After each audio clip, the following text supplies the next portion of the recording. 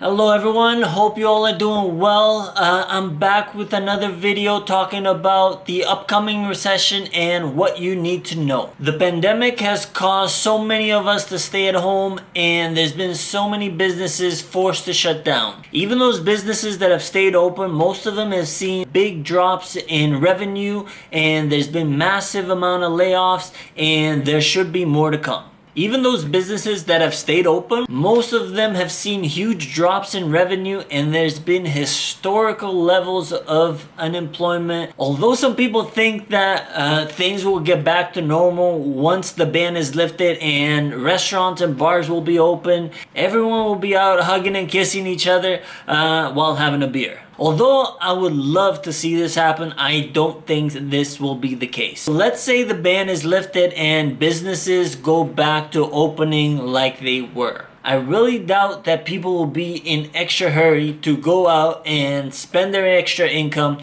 while there is so much economic uncertainty in these times. The travel, hospitality industry, and so many other businesses will have to operate at a fraction of what they did before because we're all in fear of a second wave of this pandemic. Also, coming out of this, there's going to be a lot of businesses that will go out of business and won't be able to reopen, and here's why. Some businesses were already tight on cash before the pandemic happened, and although it was kind of known that a recession was going to come in the near future, none of us could have predicted that an infectious virus could have been the thing that triggered the economy and sparked a recession, possible depression. So the working definition of a recession is 2 consecutive quarters, which means at least 6 months of negative economic growth as measured by the country's GDP. And a depression is commonly defined as an extreme recession that lasts 3 or more years,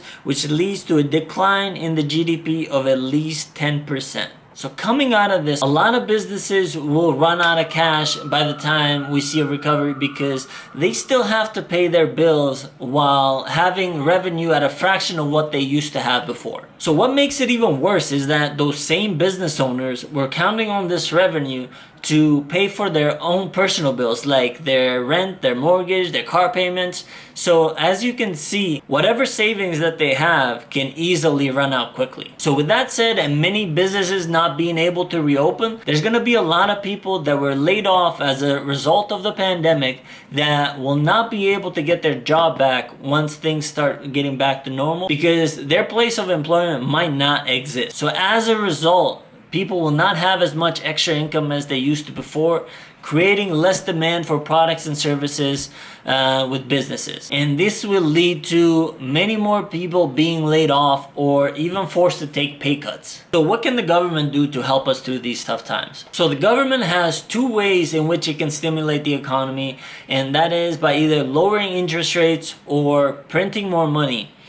And I will show you how they do this. First, let's go over the cutting of interest rates. By cutting interest rates, the government is making it cheaper for you to borrow more money and essentially incentivizing you to borrow more and also spend more. Also, by doing this, the government is making people's loans, like their mortgages or their business loans, cheaper to pay off, and this helps them not default on their loans. So if a massive amount of people defaulted on their loans, we could see something like what happened in 2008, where a lot of people bought fancy homes that they could barely afford, and once the market went down and some of them lost their jobs, they realized quickly that they could not afford those loans. They were forced to sell at a discount in order to pay those loans. On the other hand, the government tells the central bank to start printing more money in order to pay for these social programs, to pay for people's employment insurance or these stimulus checks that we're getting to get us through these tough times. This is done because if you lost your job and were not able to pay for your rent or mortgage or car payments, you can be out on the street looking for government support through homeless shelters, which also cost the government money. And if you can't pay your rent,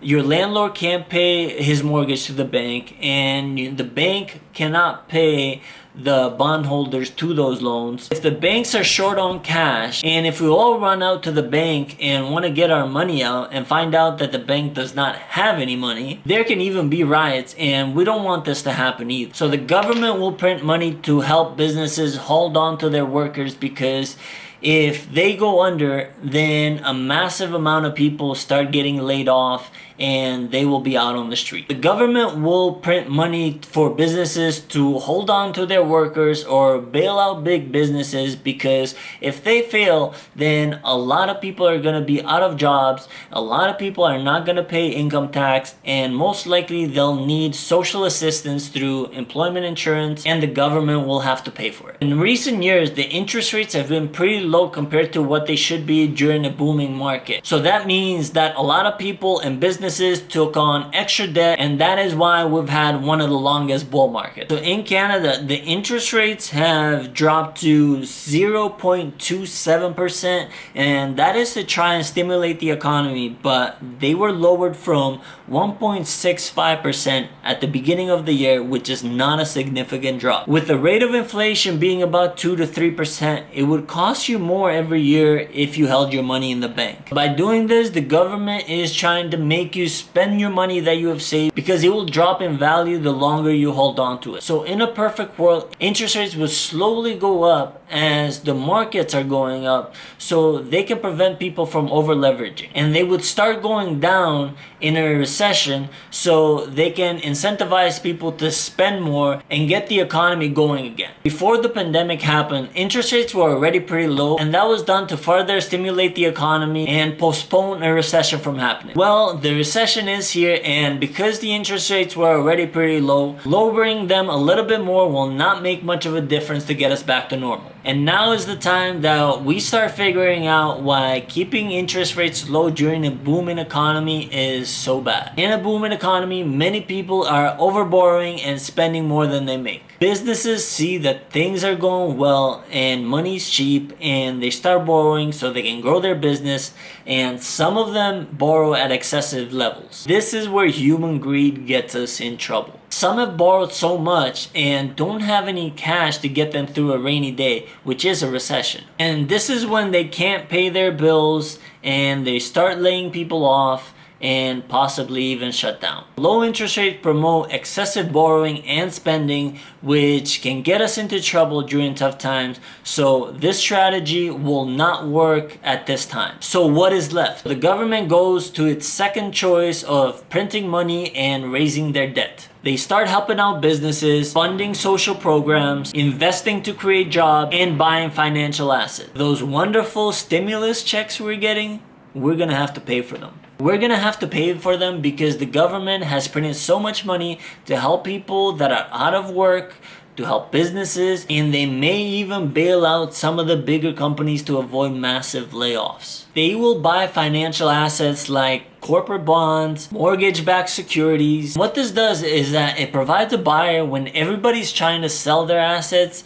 and the prices of assets keep going down. When the government buys these assets, it creates an opportunity for the market to turn around and the prices of assets keep going up again. But this comes at a cost of inflation, and we might see historical levels of inflation because we're gonna have to print so much money so we can stimulate the economy. Why is inflation so bad? It is bad because the power of the Canadian dollar and the US dollar will keep dropping, so that means we'll be able to buy less goods with that same dollar. The more money we print, the lesser the value. So what can we do moving forward? I know I'm giving you a lot of doom and gloom, but these are the times we're in and things will get even uglier. The first thing we do is start saving those stimulus checks and start putting together an emergency fund in case the government stops handing them out or one of you loses their jobs at a later date. You may be in a household where maybe one partner got laid off and the other one's working. How long can you survive if, let's say, no money was coming in? I would suggest putting together at least 6 months to a year of expenses where you can pay your bills with no money coming in. And the more more months you can go without no income, the better. Second, if you don't have at least 6 months of expenses put together, I would suggest going to your bank and asking for a line of credit as a backup plan. So a line of credit will most likely have a lower interest rate than your credit card, and you won't be charged any interest until the line of credit is used. This is so important because you don't want to rack up any credit card debt with their massive interest rates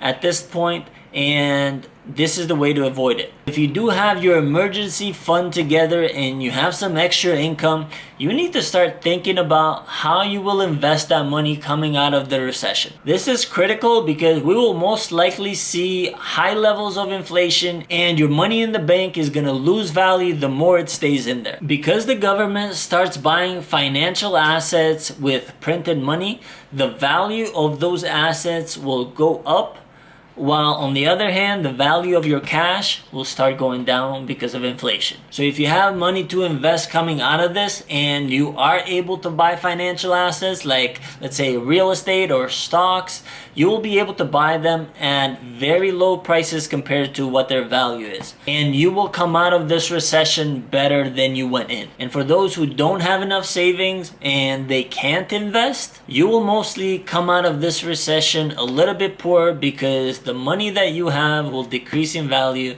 and you'll be able to buy less things with it. But don't let a good opportunity to learn something valuable slip away. Make sure you educate yourself on the importance of saving and learning how to invest. This is the only way to get ahead, or you will come out poor at the end of every recession. That wraps it up, guys. I hope I earned your thumbs up so we can jumpstart this channel. And if you want to see more videos like this, please subscribe and hit that notification bell so you can see more videos just like this. I hope you guys have a great day, and I'll see you on the next one.